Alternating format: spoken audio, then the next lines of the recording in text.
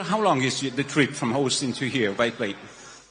I think it's about 8 or 9 hours. Okay, so you're fresh like in the first morning. Yeah, exactly. So first question is about demography, and I spoke with you in the past about that, and I think it's very important for you, and you pointed on that a lot of your discussion and your purpose. Is it? Yeah, I think I really want to emphasize that it's important to have children and to create the new generation. And as simple as it sounds, if people do not have children, there is no new generation. So I very, very much strongly recommend that, I'm very much in favor of humanity expanding and creating a bright and exciting future for the world. And, but fundamental to the furtherance of human civilization is having humans. As simple and basic as that sounds, every year I look at the birth rates, and I'm like, it's kind of a bit depressing because birth rates seem to decline every year, and I think that perhaps my biggest advice to leaders, to government leaders, and to the people in general would be to make sure to have children to create the new generation. And I think any incentives that can be done to incent the new generation, to make it easier for women to have children and to support the children, I think would be very wise. This is so fundamental, and I really can't emphasize that enough. If you don't have a new generation, there is no new generation. Or with current birth rates, I think it may be the generations birth rate is maybe half of the replacement rate. And what that means is in 3 generations, the population will be roughly 1/10 of its current size. In 3 generations, maybe 4 generations, the population will be 1/10 of its current size. So I always want to emphasize this point because it is so basic and fundamental that if there's not at least a birth rate which is keeping population constant, then a people will disappear. Disappear, Mr. Musk. Disappear. Disappear. We have a lot of immigration. Somebody says that immigration is important for that reason. What's your point on that? Immigration is coming in Europe and is coming in America from the south of America, and then Europe from the south of the Mediterranean Sea. What do you think about that? Well, I think one can't depend on other countries for immigration. And in fact, if you look at, say, the population worldwide, and this is almost everywhere in the world, and it seems to be a function of how once a country industrializes, once a country urbanizes, the population immediately starts to decline.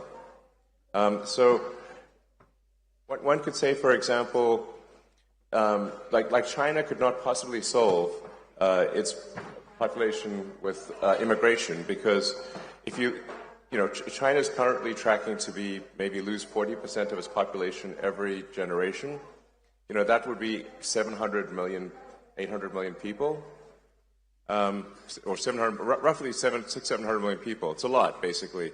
You'd have to have the entire United States immigrate there twice every generation to simply maintain numbers, just for China. So immigration, there simply aren't enough numbers in immigration. And I think there is value to a culture, and we don't want cultures. We don't want Japan to disappear. We don't want Italy as a culture to disappear. We don't want France as a culture to disappear. I think we have to maintain the sort of reasonable cultural identity of the various countries, or they simply will not be those countries. Italy is the people of Italy. The buildings are there, but really, what is Italy? Italy is the people of Italy.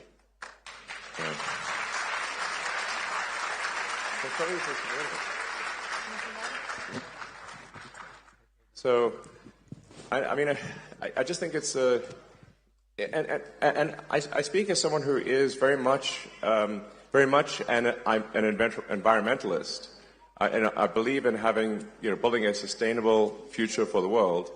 I think that there are very few people who as an individual, who've done more than I have to help the environment with electric cars and solar and batteries to create a sustainable energy future, because we absolutely need a sustainable energy future. But there is an aspect of the environmental movement that I think has gone too far. Really? Said from you? Yes. So said from me, I think I am objectively one of the world's leading environmentalists in terms of doing things. I would say so. Like, I'm an environmentalist who does things. I'm of action, not talk. I act. So I feel I can say, as an environmentalist, that the environmentalist movement has gone too far, and in that, if you, in the natural extension of the environmentalist movement, if you go too far, you start to look at humanity as a bad thing. You start to look at humanity as though we are a plague on the surface of the earth, as though humanity is a bad thing. And in fact, there are some people who think and say explicitly that, in fact, there was on the front page of the New York Times, there was a guy who said, there are 8 billion people on earth, it would be better if there were none. Which is crazy. Definitely. So you told me a joke about that. You told me once a joke about the cows and the problem with the cows. You remember that? Oh, yeah, don't worry about the cows. The cows are fine. Cows are not going to destroy the environment. Cows are fine. Yeah. Yes. We have a lot of laws, European laws against all the people who work with them. It's a big issue for us because it seems a green issue, but it's a very industrial issue for us. Yeah, I think farming and cows do not have any meaningful effect on the environment. Yes, underline, please. Yes, objectively, this is true. If you say there's really only one thing that matters from an environmental standpoint for carbon, which is that we are taking billions, eventually trillions of tons of carbon from buried deep under the earth and transferring it to the atmosphere and oceans. That's actually really all that matters is taking vast amounts of carbon from underground where it's buried and moving it into the atmosphere by burning it. And if you do that for long enough, eventually you will get climate change. Now, I think the climate change alarm is somewhat overblown in the short term. It's still a concern in the long term, but I think it's exaggerated in the short term. Great. Now, so I'm trying to thread the needle here between what, what is pragmatic and what is sensible, what really matters and what doesn't matter. What really matters is that over the long term, over the course of the next several decades, that we gradually reduce how many millions and billions of tons of carbon that we move from underground and to the atmosphere, because we're running sort of a climate experiment that is dangerous. But I also don't think that I think of it as a fundamental civilizational risk. It's not going to destroy life on Earth. It's not going to destroy humanity, but it will create hardship if you change the climate over many decades. So right. I think my message is I think much more pragmatic and I think correct and sensible. And I don't think we should demonize oil and gas. I think we should say, look, that is obviously necessary in the short term and the medium term too, and it'll take several decades to become sustainable. So I think if we just, without getting too worried about it, seek to have a sustainable energy future gradually, then that's what will happen. But I think that some of the environmentalist movement is part of what is causing people to lose hope in the future. So I guess what I'm trying to say is that we should have hope in the future. We should be excited about the future, and we should build the future we want. What about, Elon, you call it the woke mind. Yes, it's the name you gave to that, woke mind that virus, island. Yeah. Woke mind illness. What's that virus? Yeah, so it's coming to Europe. I have to advise you, huh? Yes, well, this is not something you should import from America. Please don't import the woke mind virus. It's bad. So, I mean, essentially, that to summarize maybe the woke mind virus, it consists of creating very, very divisive identity politics. So it actually amplifies, woke mind virus, in my view, amplifies racism, amplifies frankly, sexism, and all the isms. And while claiming to do the opposite, it actually divides people and makes them sort of hate each other, and it makes people hate themselves. And it's also anti-meritocratic. It's not like, it's not merit-based. So you want to have people succeed based on how hard they work and the talents, not who they are, whether they're man, woman, what race or gender. That stuff is all creating. It's an artificial, mental civil war that is created, and it's not. And let me tell you, it's no fun. Okay, no fun. It is like woke mind virus and fun are incompatible. There's no fun in that. No joy. Woke mind virus is all about condemning people instead of celebrating people. Like when in the woke, it just doesn't celebrate. It's all about condemning and being divisive and being I think it's just evil, frankly. Really? Yeah. Yeah, it's bad. So bad. Yeah. But you get a lot of problems saying so on your social in X, or have this point of view. You were a good friend of Obama administration, and now they don't really like you so much for this kind of speech you do in public, or not? I don't know. I'm very pro-human. I'm very pro-civilization. I'm in favor of humanity and our collective consciousness expanding on Earth and going beyond Earth, being a multi-planet species, a spacefaring civilization, and being out there among the stars and finding out the nature of the universe, like all the things that that seems like to me an exciting thing, something you can get really excited about. Is you can get excited, like we want to have ideas that make you look forward to waking up in the morning, look forward to the day, look forward to the future.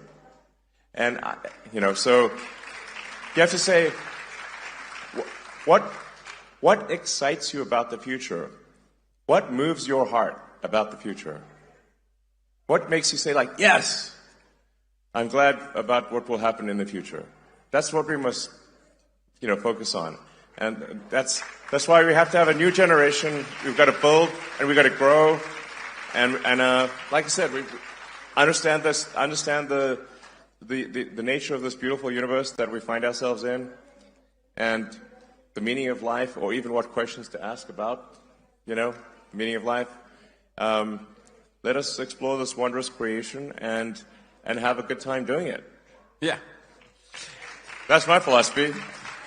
Let me go back for a little, because I want to ask you about your perception of Europe as a building, not as people. Because Europe do a lot of laws, want a lot of integration of cultures, different cultures, and has different approach to the immigration. We heard Meloni did a lot on that with Premier Rama, I see, in the first line of Albania. What do you think about this approach of Europe, approach as building, I would say, as an established building? Well, I should say, like, to be clear, on immigration overall, I'm very much in favor of legal immigration. I think that generally, I think one should welcome to a country anyone who is willing to work hard and is honest, has high integrity, and will add to any given country. If somebody is an asset to the country, why not have them join? That's obviously a great thing to do. So I think it's good actually to have an increase in legal immigration, and a simple legal with paper, with yeah, just some approval process. Sure. With the simple requirement that, look, if somebody is going to add to a country, like just really hardworking and high integrity, let them in. I think that's great. But if it's illegal immigration and there's no filter, well, how do you know who's coming in? You don't know. So you have to have some, basis for saying somebody should come in or not come in. And my argument is like, it should be a very simple basis. Will they add to the country? Will they be a productive part of the economy? And do they admire the culture? Do they want to join because of the culture? Then that's great. But if there's no process for that, then you don't know. I think at least some number of the people that come in will not be necessarily. And I want to be careful because my words will be misconstrued. Yeah. I'm not saying all illegal immigrants are bad. I think probably, perhaps most of them are good. But there will be some, if there's no process for reviewing, not at all, then how can you say that everyone who is an illegal immigrant is going to be honest and hardworking? You can't say that because you simply don't know. So I want to be clear, top line, pro-immigration, but let's increase legal immigration, but we should stop illegal immigration. I think this is just logical. You have a lot of company. So that's right. You can drink because I want to do the list of the companies. Yeah. You have 5-7 minutes to do that. I mean, I'm joking with SpaceX, Neuralink. So many X's. All the X's. Guess what my favorite letter is? Okay. X, I guess. It's a good place to invest. Italy, and it's a good place to invest some of, I mean, not your money, but some investment from your company, of the American companies, of the, I would say, competitive companies in this place. What's your opinion? No, I mean, I think Italy is an incredible country, incredible culture. I love visiting. I love the Italian people. I think you guys are amazing. It's like, so, Italia. So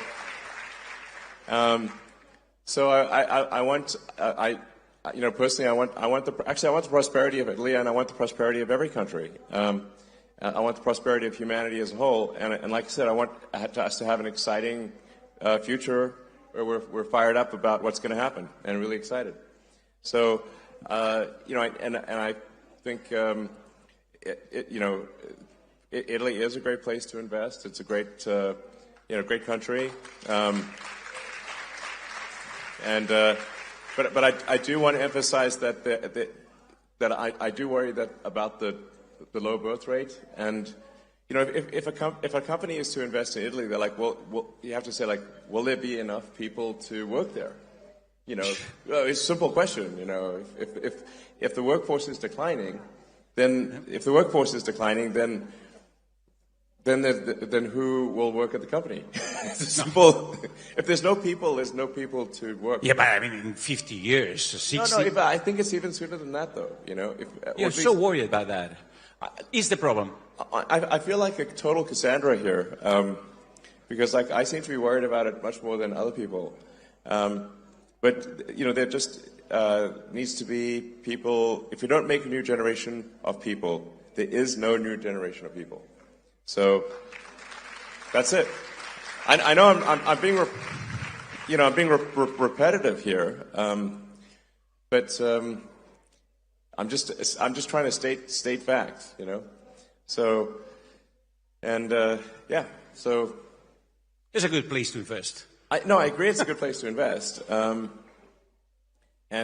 a wonderful country. So. Please make more Italians, is what I'm saying. You said once that the internet is the system, is the I write down your word, the nervous system of humanity. What's it? The internet, yes. You said once to me. And what's a long time ago, actually. Artificial intelligence for you? Sorry? Artificial intelligence. If that is the nervous system, artificial intelligence, I mean, use another metaphor. You asked me what do I think of artificial intelligence? Obviously. Well, you can think of artificial intelligence as this is perhaps the biggest inflection point in intelligence since Homo sapiens.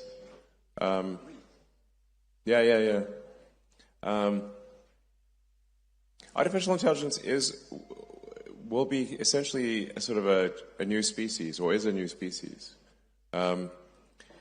So I think one of the biggest challenges, if I look at, say, civilizational risk, the risk to the future of humanity, birth rate is one of them. If we just don't have kids and dwindle away, that's one which I've talked a lot about.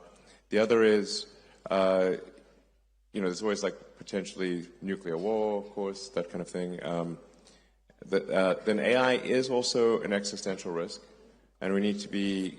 I think we need to be careful with the advent of AI. But it is very much very much a double-edged sword. You can think of AI as kind of like the magic genie, that like digital superintelligence will be capable of doing anything. Anything. Pretty much anything. But he doesn't have any consciousness. I'm wondering about that. I mean, there is a whole question of like, what is consciousness? In fact, so here's like, I've thought a lot about what is consciousness and where does consciousness arise. To say like, because I think in terms of physics, and at least if physics is true, then we go from a start of the universe where things are almost entirely hydrogen, and then if you leave the hydrogen out long enough, eventually it coalesces into stars, and then those stars explode, and then they recondense, and like most of the mass in your body was once at the center of a star, which is kind of wild, billions of years ago. And so where along the lines of hydrogen to human does consciousness arise? You get very serious when you speak about that, huh? Yeah, no, it's a real question. If you leave hydrogen out in the sun long enough, it starts talking to itself. Here we are, hydrogen talking to itself. How to deal with that? So, if it is so important, how to deal? I mean, laws, personal behavior. How to deal with that artificial intelligence? This is a process. I mean, I think we need to keep a close eye on artificial intelligence. I am in favor of some regulatory insight, just so that someone can at least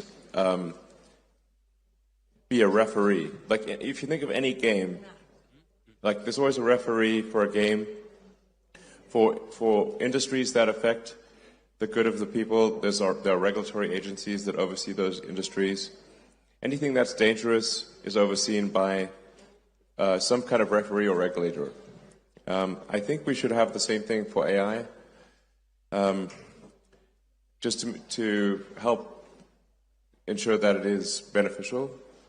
The good part of AI is that we are headed for a future of abundance.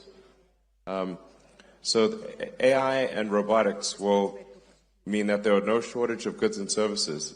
There will be goods and services. If you can think of it, you can have it, basically.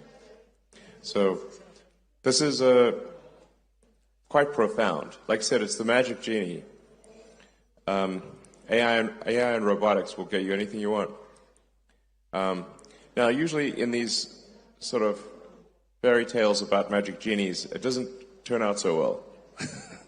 You have to be careful what you wish for, even if what you wish for are wishes.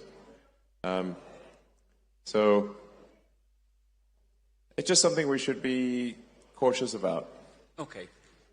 On the plus side, it will bring many benefits. Like I said, it will usher in an age of abundance.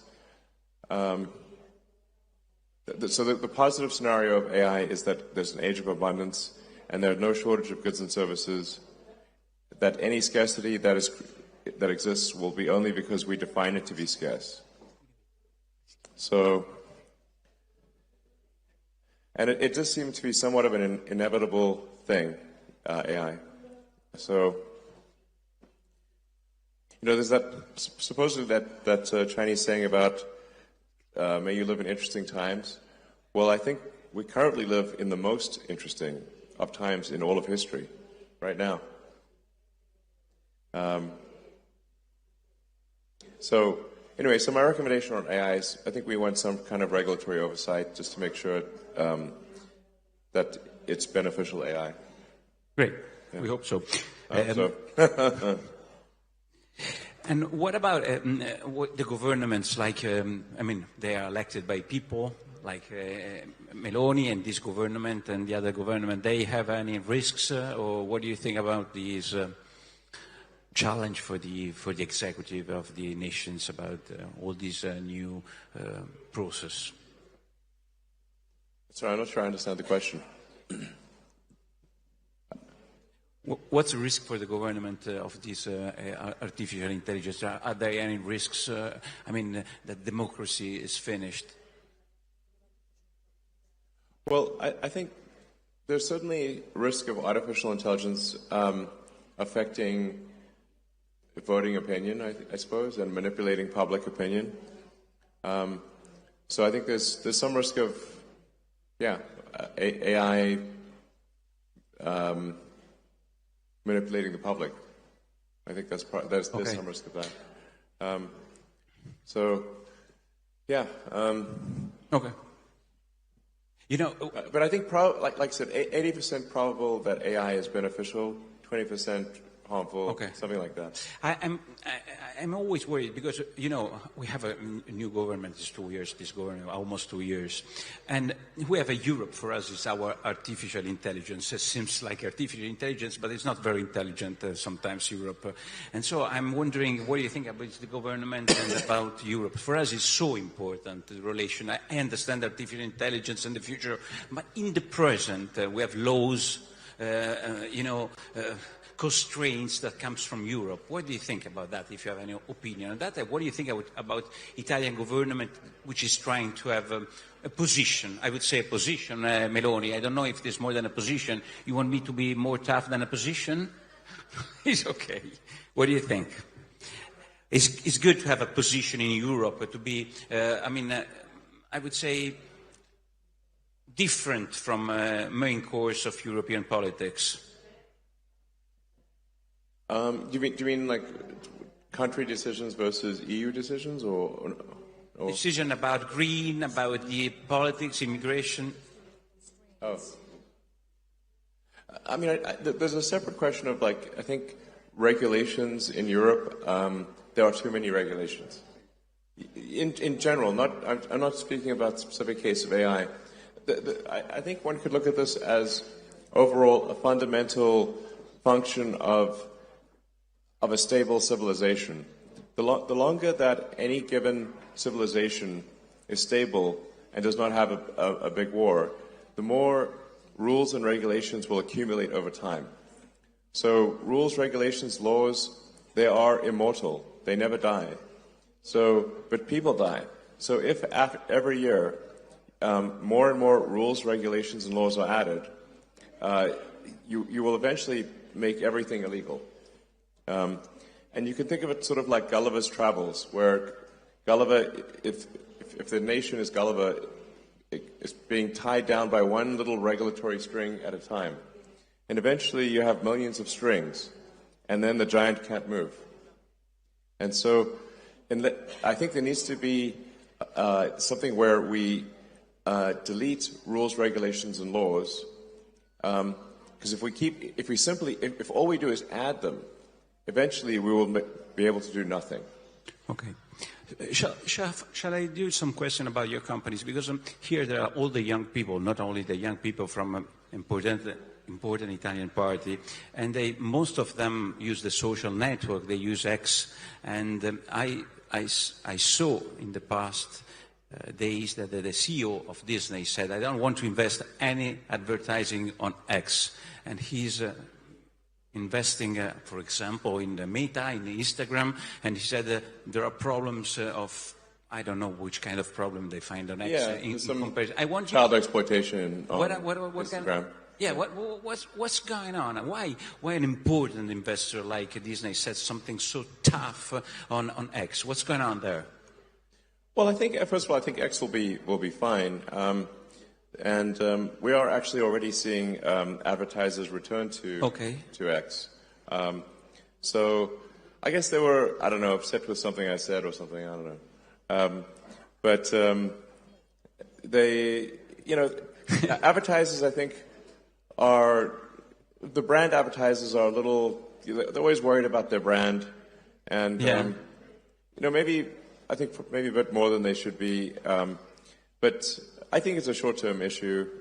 Like I said, the advertisers, they sometimes get upset, but then they usually calm down and they return to advertising. So, come on, you know that there is the woke virus over there. Well, oh yes, we right, have to say so. I don't want to answer for you. Yeah, no, you're right. If we're going to fight the woke mind virus, then the woke mind virus will fight back. And unfortunately, Disney is deeply infected with the woke mind virus. In fact, if you ask an AI what is the most woke company on earth, it's Disney. Really?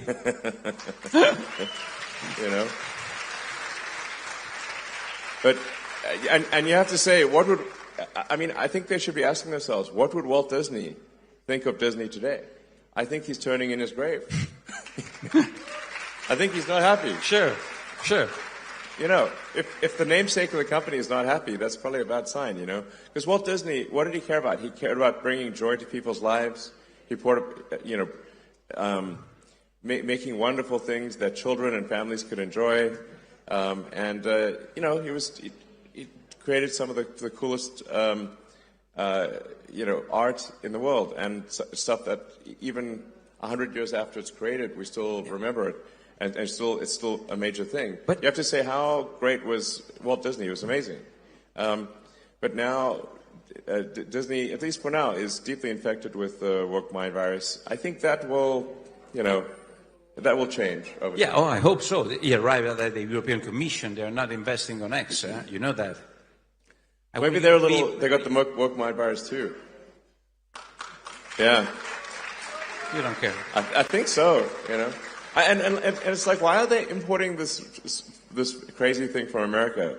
It's like it's just some thing that was created basically by sort of far left crazy people in U.S. colleges, and now it's spreading all over the world. And it's like like the thing is, the woke mind virus. It's not a message of joy. It's a message of division. Sure. It's not a message of love. It's a message of hate. And I was like, and so I'm like, let's, I don't know, I'm in favor of let's have a future that's got more love, more more, and let us build a fun, exciting future. And the woke mind virus is all about condemning one group and condemning this, condemning that. It's like, and it's also like, just being it just wants to scold you all the time and treat you like I don't know. Who wants to be scolded, It's not fun.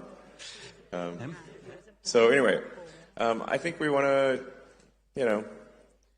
have I guess at its heart, my concern is that the woke mind virus is anti-civilizational. End of civilization. Anti-civilization. I think civilization, sure. But if it represents a cost for your company, you have a trade-off between the cost of your position and the cost for the company. What's your choice? And how much is important in your behavior, the free speech standing? That's the question. I do think free speech is incredibly important, because if people cannot speak their minds, and then we won't have a democracy. Democracy is the foundation of democracy is freedom of speech. So. But also saying something.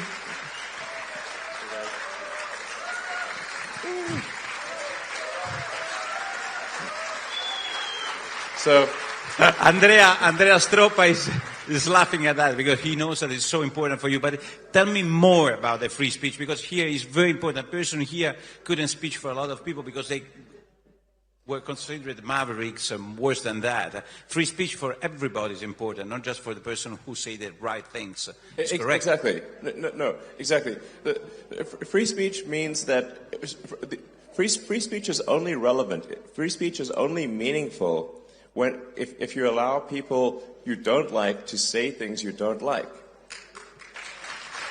So that's how you know it's working. That's how you know it's working. Because once you start to censor people you don't like saying things you don't like, it's only a matter of time before that censorship turns on you.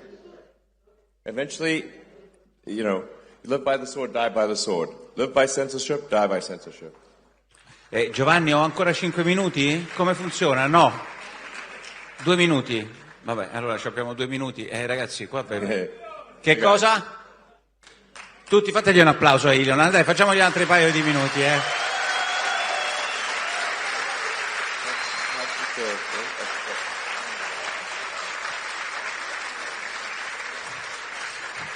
Elon, why? Allora, you spoke about free speech. You bought Twitter for the free speech.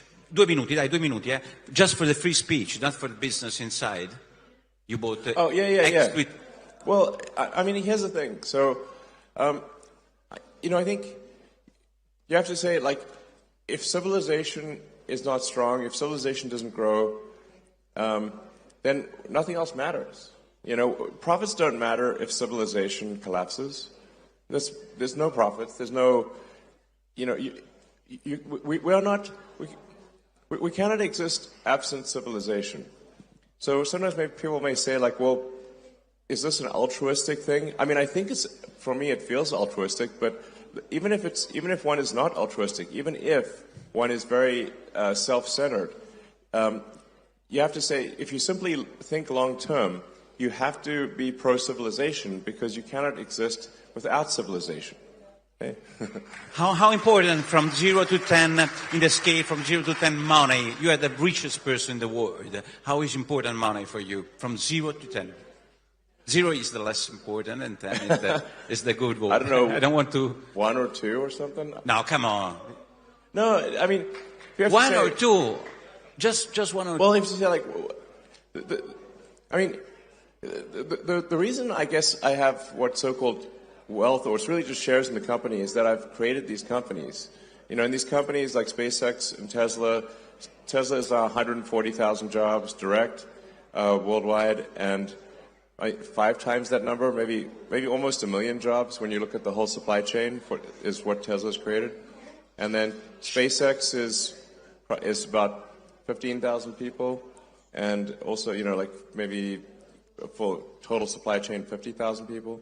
So, I mean, I've basically, with the help of many talented people, built these companies, and then the so-called these wealth statistics simply add up what the ownership is in the companies and say, okay, this is a certain amount of money. But I don't actually have that in money. I have it in stock. It's just that the companies have succeeded. But how was the last launch of the SpaceX? Tell me something. Last question, please, Giovanni. The last launch. I see Mauro there sitting on the floor. Why are you sitting on the floor? Are you worried about the highness? Hey, Mauro. How was the last launch? You were optimist about your SpaceX, the big? Yeah. So, well, Starship. So the exciting thing about Starship is that it's the first rocket design that could make life multiplanetary, that could enable a self-sustaining base on the moon and a city on Mars. Because it's not just a very large vehicle, but it is designed for full and rapid reusability. So that would lower the cost of access to space by, I don't know, maybe 100 or more. And so, basically, it's the first rocket that is capable of building a base on Mars and a base on the moon. Yes, that's the, yeah.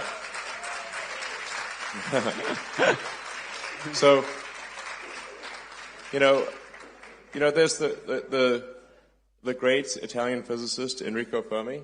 I'm a big admirer of Fermi, and he was very good at asking profound questions. And one of his questions, which is called the Fermi paradox, is where are the aliens? And one of the explanations is that, and perhaps I think the one that I think appears to be most accurate, is that consciousness is extremely rare. That people often ask me, do I know about aliens or something like that? I get asked that a lot. And the crazy thing is that I've seen no evidence of aliens whatsoever. This means that I think most likely, at least in this part of the galaxy, we are the only consciousness that exists. And so you can think of human consciousness really as like a tiny candle in a vast darkness. And we must do everything we can to ensure that the candle does not go out.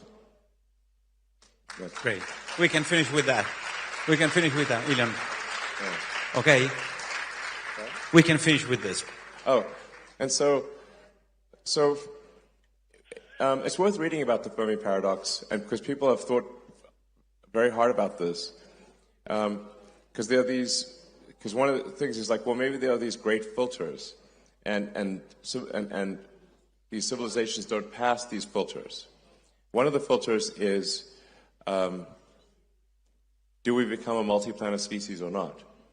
If we do not become a multi-planet species, then eventually, at some point, something will happen to the planet. Either it will be man-made, or it will be something natural, like a meteor, like whatever killed the dinosaurs, for example. So, and then eventually the sun will actually expand and will destroy all life on Earth.